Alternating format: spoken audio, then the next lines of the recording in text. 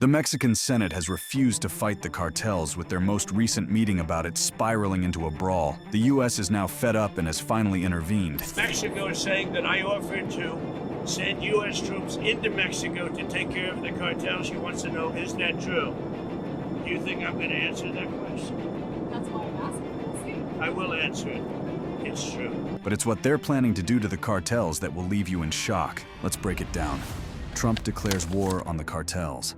For decades, American presidents have wrestled with the growing power of Mexican drug cartels, treating them as a complex law enforcement challenge requiring diplomatic cooperation with Mexico. That approach ended abruptly when Donald Trump returned to the White House in January 2025. What had been a multi-agency law enforcement operation was about to become something unprecedented in U.S.-Mexico relations, a military campaign against foreign criminal organizations operating on American soil and beyond. The numbers that greeted Trump upon taking office painted a catastrophic picture of American vulnerability. Over 84,000 Americans had died from fentanyl overdoses in the year ending October 2024, a death toll that exceeded American combat casualties in the Vietnam War. These weren't abstract statistics to the new administration. They represented a national security crisis that demanded military solutions rather than diplomatic accommodation. Trump's response came swiftly and decisively. On January 20th, 2025, he signed what may be remembered as one of the most consequential executive orders in modern American history, designating 8 cartels as foreign terrorist organizations and specially designated global terrorists. This wasn't merely symbolic paperwork, it was a fundamental redefinition of how America would confront the cartel threat. The cartels are waging war in America,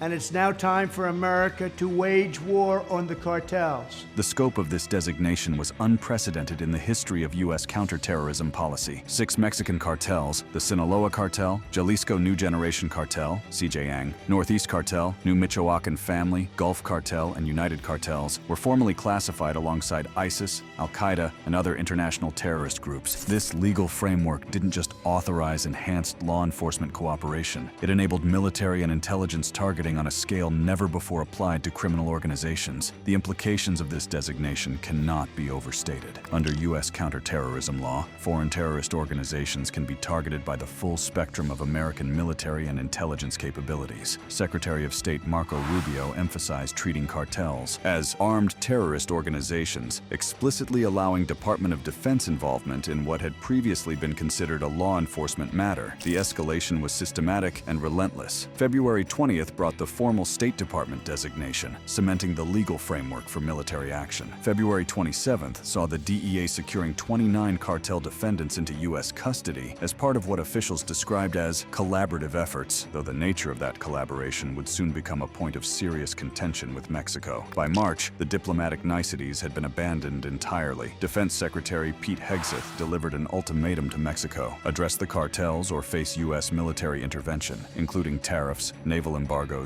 special forces operations, cyber warfare, and direct strikes. The language was uncompromising, the implications clear. America was prepared to treat Mexican territory as a battlefield if necessary. The military components of Trump's strategy were comprehensive and unprecedented. The administration prepared to deploy all necessary military assets, including the U.S. Navy, to impose a full naval embargo on the cartels, treating them as hostile foreign powers rather than criminal organizations. This represented a fundamental shift from interdiction operations to active warfare against cartel logistics networks. Even more significantly, Trump ordered the Department of Defense to prepare special forces, cyber warfare, and other overt and covert actions to inflict maximum damage on cartel leadership, infrastructure, and operations. This language, maximum damage through overt and covert actions, is typically reserved for military campaigns against enemy nations, not law enforcement operations against criminal groups. The intelligence dimension of the campaign was equally comprehensive. CIA-operated MQ-9 Reaper drones began conducting regular surveillance flights over Mexican territory, providing real-time targeting data for potential military strikes. This surveillance wasn't passive observation. It was actively gathering the intelligence necessary for what military planners call target development. Military analysts were already predicting the inevitable escalation of these operations. The deployment of sophisticated surveillance assets and preparation of direct action capabilities suggested operations that went far beyond traditional counter-narcotics efforts. So I have a prediction, and this might not be the best prediction, but I think you will see the first U.S. airstrike on Mexican soil on the cartels. I think you'll see that this year. I have a prediction. And usually I don't leave my predictions, but I'm pretty right. I see it coming. And because of the lay of the land of the warfare, the type of soldiers that we're about to use, and I'm like, I mean, these are tier 1 guys. Like, this is all they do. They hunt, breed, kill people. Like, The deployment of what analysts described as Tier 1 guys, Navy SEALs, Delta Force, and other special operations forces signaled preparation for surgical strikes against high-value cartel targets. These units don't deploy for observation missions. They deploy for direct action operations designed to eliminate enemy leadership and infrastructure with extreme prejudice. The economic leverage supporting this military approach was substantial and immediate. Trump imposed a 25% tariff on Mexican imports in February 2025, implemented in March after deeming Mexico's law enforcement actions inadequate. This wasn't trade policy. It was economic warfare designed to force Mexican compliance with American military operations. The success of this economic pressure was immediate and dramatic. Mexico's response included deploying 10,000 troops to the U.S. border and extraditing 26 high-ranking cartel members to the U.S. within days of the tariff implementation. The speed of Mexican capitulation demonstrated both the effectiveness of economic pressure and the underlying weakness of Mexico's position when confronted with determined American action. The financial warfare component was equally aggressive. By August 14th, the Justice Department had sanctioned 2 Mexican cartels and offered $26 million in bounties for their leaders, while the administration moved to sever cartel access to global financial systems, treating their economic networks as targets for the same sanctions regime used against rogue nations and terrorist organizations. The most dramatic escalation came with Trump's secret military directive on August 8th, directing the Pentagon to prepare comprehensive military options against cartels, including at-sea interdictions, airborne surveillance, and potential raids or airstrikes on foreign soil. This wasn't contingency planning. It was operational preparation for what could become the largest American military intervention in Mexico since 1916. The personal nature of Trump's commitment to this campaign was evident in his direct statements about cartel leaders, the promise that drug kingpins and vicious traffickers will never sleep soundly, again reflected the administration's view that this was not a law enforcement operation, but a personal war against specific individuals who had declared war on America. Finally, as I have said before, I will ask Congress to pass legislation ensuring that drug smugglers and human traffickers receive the death penalty. The drug cartels and their allies in the Biden administration have the blood of countless millions on their hands. Millions and millions of families and people are being destroyed.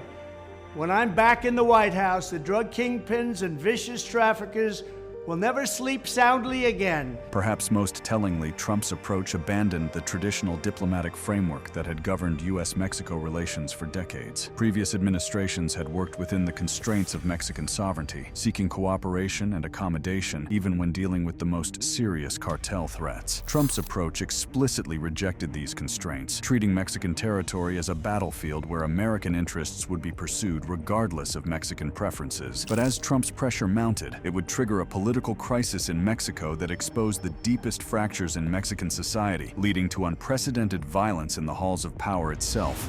The Senate brawl exposes Mexico's reluctance. The shockwaves from Trump's declaration of war on the cartels rippled through Mexican politics like an earthquake, fracturing relationships and exposing divisions that had simmered beneath the surface for years. Nowhere would these divisions become more visible or more violent than in the marble halls of Mexico's Senate, where the nation's deepest crisis would literally come to blows on August 27, 2025. But in the Mexican Senate, a fistfight broke out between Mexican senators about U.S. military involvement to stop drug cartels on Mexican soil. What should have been a routine legislative session transformed into one of the most dramatic scenes in Mexican political history. The day began normally enough, with senators conducting business and preparing to close with the traditional singing of Mexico's national anthem. But as the last notes of the anthem faded, the veneer of democratic civility shattered completely in a confrontation that would expose the rot at the heart of Mexican governance. The violence erupted when Alejandro "Alito" Moreno, the combative leader of the opposition, Opposition Institutional Revolutionary Party, PRI, approached Senate President Gerardo Fernandez Noronha of the ruling Morena Party with clear hostile intent. This wasn't a polite request for speaking time or a procedural disagreement. This was a deliberate confrontation over the most consequential issue facing Mexico, whether to resist or accommodate American military intervention against cartels operating on Mexican soil. The brutal reality of what happened next would be captured on video and broadcast worldwide. Moreno didn't simply demand speaking time.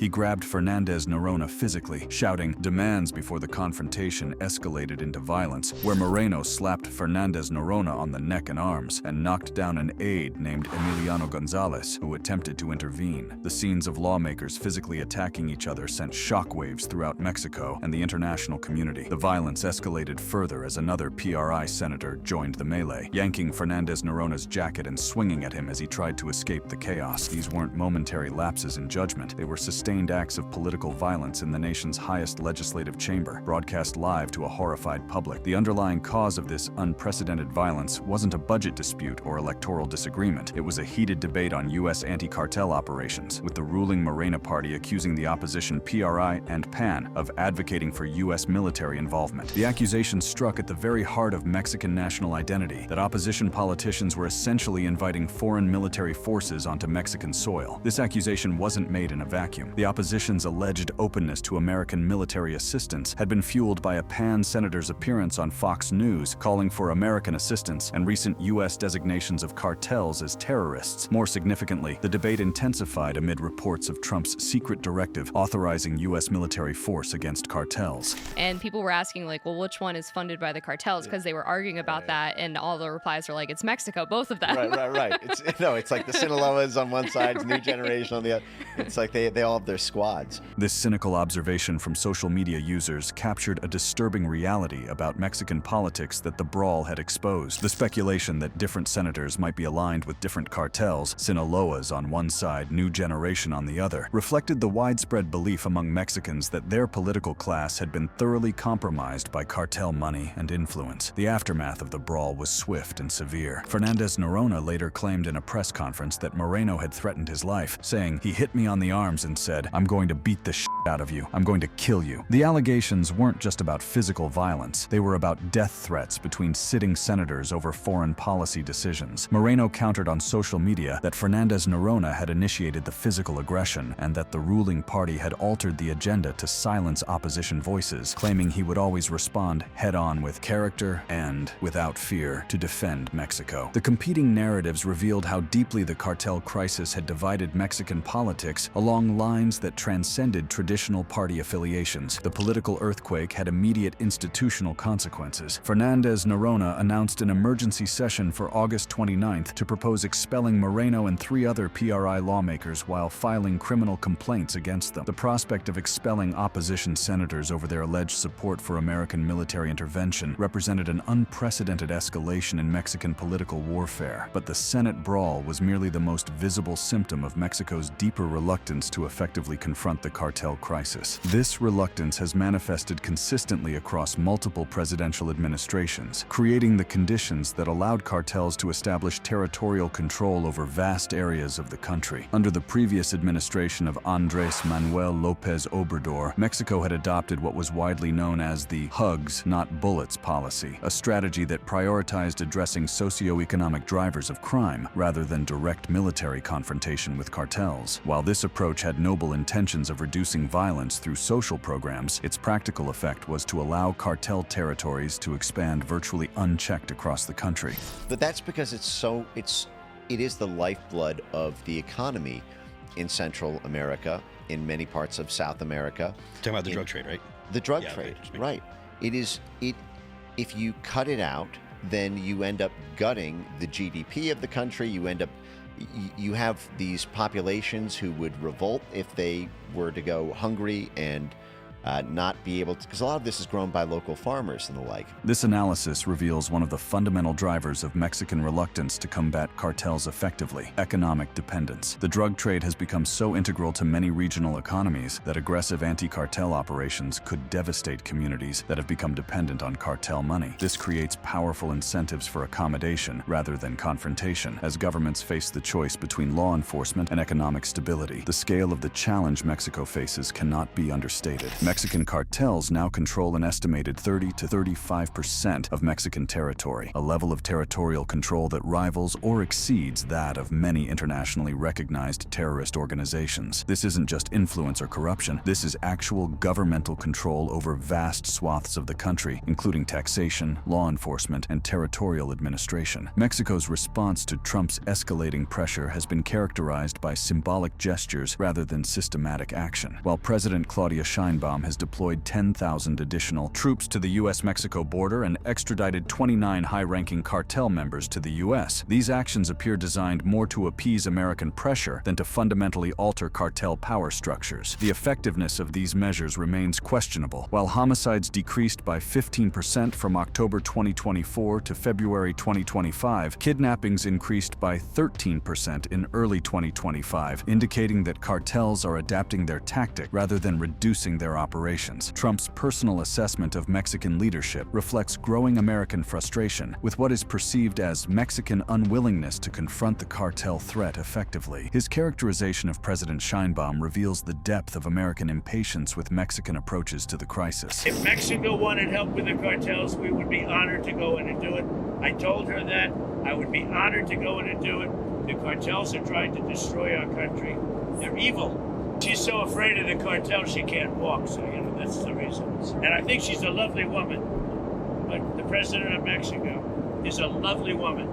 But she is so afraid of the cartels that she can't even think straight. This harsh assessment that Mexico's president is so afraid of the cartels she can't walk and can't even think straight represents an unprecedented level of diplomatic confrontation between the two nations. Trump's willingness to make such statements publicly indicates his administration's view that Mexican reluctance stems not from principled opposition to foreign intervention, but from fear of cartel retaliation. The historical context of Mexican sensitivity to American military intervention cannot be ignored. Mexico has experienced direct American military intervention multiple times, most notably the 1846-48 Mexican-American War that resulted in Mexico losing nearly half its territory, and the 1916 punitive expedition that saw 14,000 American troops operating on Mexican soil. These historical precedents make any discussion of American military intervention extraordinarily sensitive in Mexican politics. However, critics argue that this historical sensitivity may be preventing Mexico from adequately addressing a contemporary threat that rivals any external invasion in its potential impact on Mexican sovereignty. The cartels don't just challenge Mexican authority, they actively replace it with their own governance structures, taxation systems, and territorial control. The evidence suggests that Mexican reluctance extends beyond policy disagreements to structural accommodation of cartel power. The Senate brawl revealed that accusations of cartel influence aren't limited to one party or faction. They permeate Mexican politics at the highest levels. When legislators come to physical blows over foreign policy toward cartels, it suggests that the stakes involve more than abstract questions of sovereignty. The pattern of Mexican responses to American pressure reveals a consistent preference for accommodation over confrontation. Even when faced with economic pressure like Trump's 25% tariffs, Mexico's response has focused on symbolic compliance rather than systematic dismantling of cartel operations. The deployment of troops to the border and high-profile extraditions appear designed to satisfy American demand while preserving the underlying structures that allow cartels to maintain territorial control. This approach may reflect rational calculations about the risks of escalation. Mexican officials understand that aggressive anti-cartel operations could trigger violence that makes current levels of conflict seem manageable by comparison. The fragmentation of the Sinaloa cartel following recent arrests has already led to internal warfare that resulted in over 800 deaths, demonstrating how enforcement actions can create rather than reduce instability. As this reluctance continues in the face of mounting American pressure, the stage is being set for a military confrontation that could reshape the nature of North American security permanently, with consequences that neither nation may be fully prepared to handle.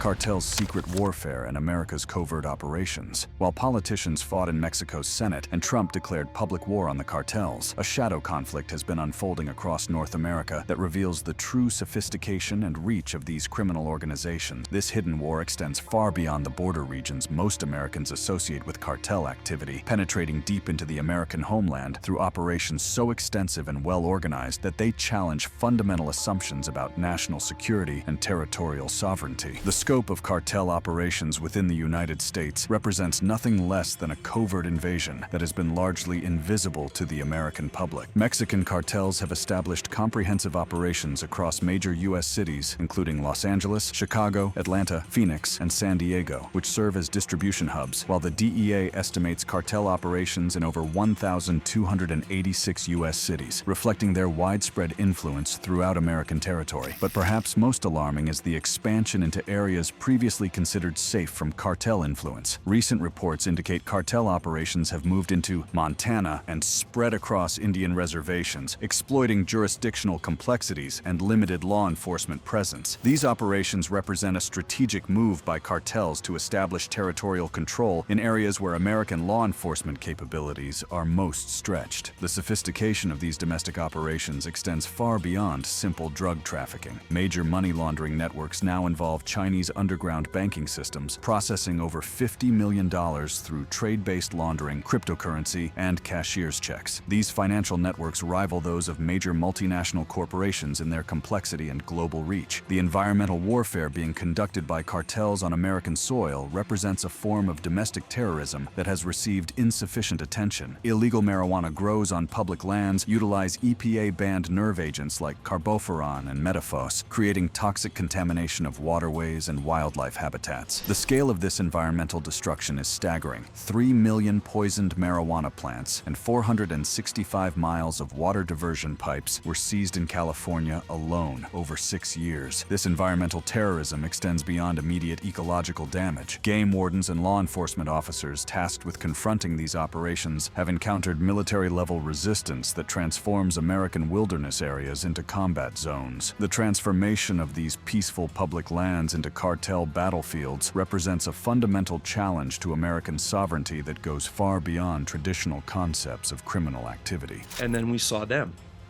We saw two growers in green BDUs with SKSs or AK-47s, machetes.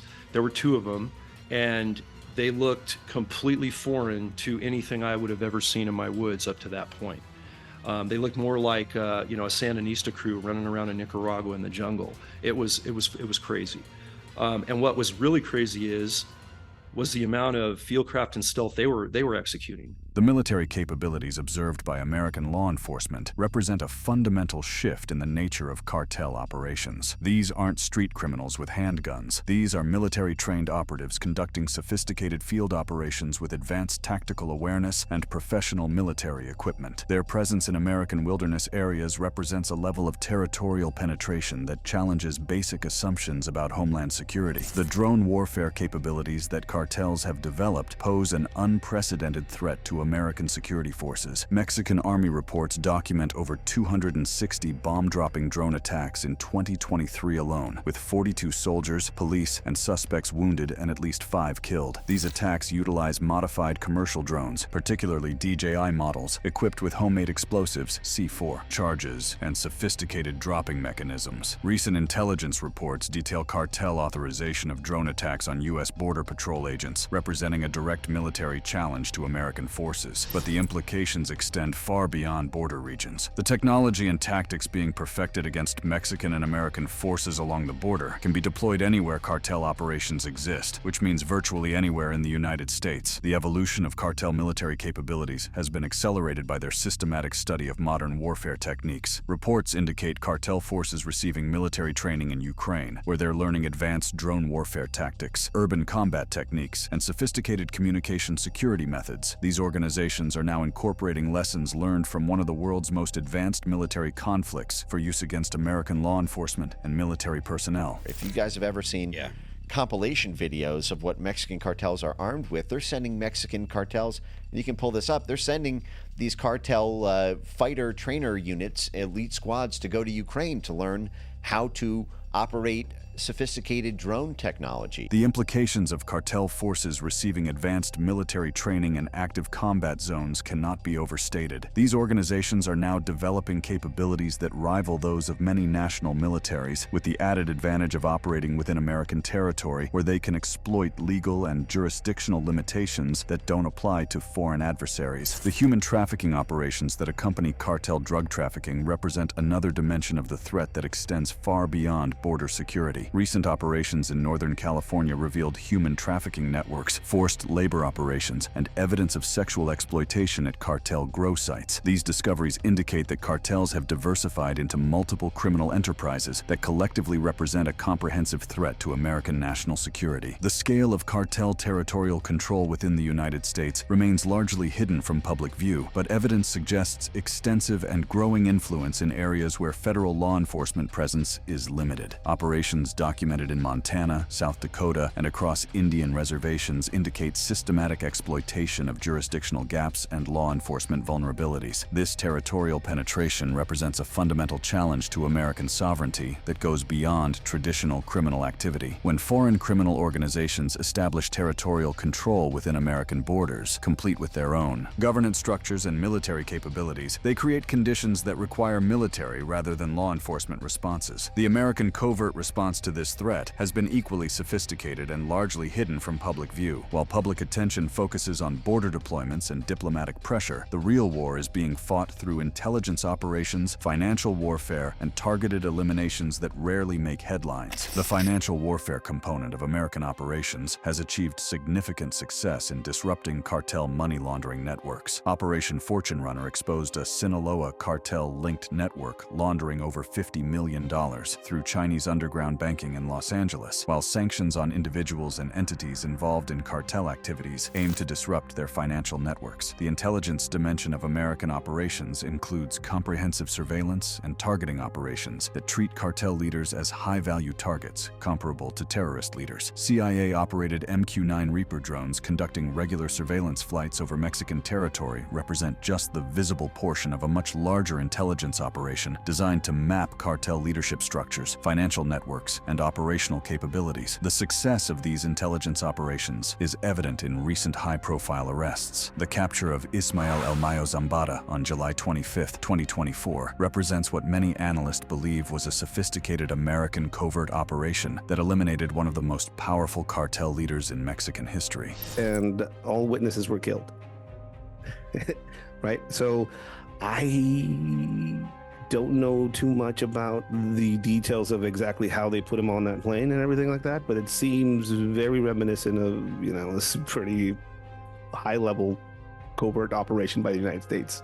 Many believe that such high-profile arrests are not just about cartel violence, but are part of a covert war being fought in parallel to the one the public sees. Each hidden strike, whether financial, military, or intelligence-driven, underscores that the struggle with the cartels is not simply about drugs, but about sovereignty itself. Thank you for watching. If you enjoyed watching this video, click on one of the boxes playing on your screen to watch more similar content.